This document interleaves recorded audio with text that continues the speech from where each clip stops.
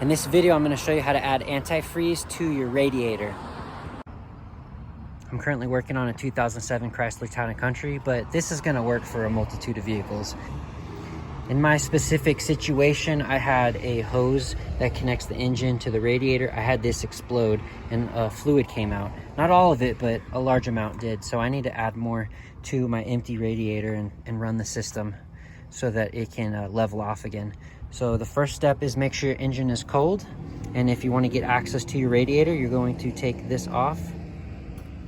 When the system is hot and on, this is going to be pressurized with hot fluid. So if you try to take that off while it's hot, it's going to burn you really badly. So I can see down here that it's very empty. So I got some 50/50 antifreeze coolant. I'm going to go ahead and pour this right into it and fill it up. And then I'm going to run the engine and monitor the temperature and the overflow tank. See how we're doing.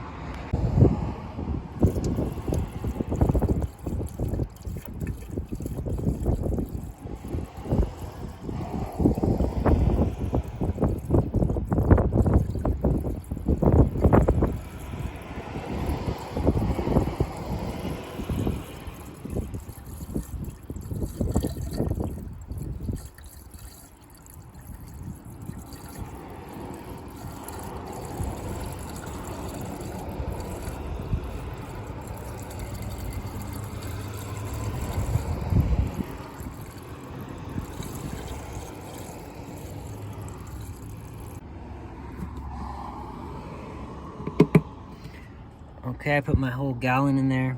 Looks like I might need more, but I can see it bubbling right now. Let's see if you can.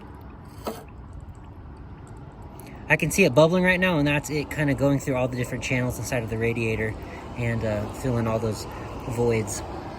I'm gonna need to get some more.